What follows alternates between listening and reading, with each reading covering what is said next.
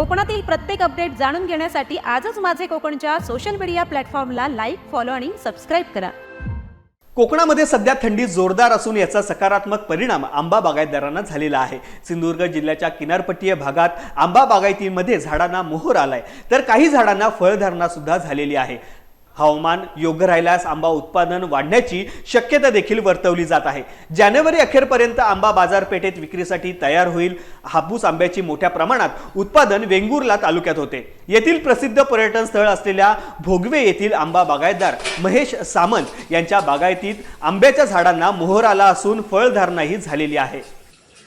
आपण समोर बघताय तर झाडांना बऱ्यापैकी मोहर आलेला आहे। गेल्या 8 दिवसात थंडीचं प्रमाण वाढलं आहे आणि समुद्राकडणारे येणारे वारे हे क्षारयुक्त वारे कलमावर येत असल्यामुळे बऱ्यापैकी फ्लॉवरिंग झालेलं आहे आणि ह्या फ्लॉवरिंगचा माल ह्याची दक्षता व्यवस्थित जर काळजी घेतली तर कोणत्याही परिस्थितीत जानेवारी अखेर किंवा फेब्रुवारी पहिल्या आठवड्यात हा माल मार्केटमध्ये जायलाच पाहिजे असे आम्हाला आशा आहे। आणि दरवर्षीप्रमाणे हे होतं त्याप्रमाणे यंदासुद्धा फेब्रुवारीच्या पहिल्या आठवड्यात कंटिन्यू माल सुरू होईल। यामागे मात्र पुढे निसर्ग आहे, निसर्ग ज्याप्रमाणे साथ देईल त्याप्रमाणे त्याच्यावर हे सर्वस्वी अवलंबून असेल।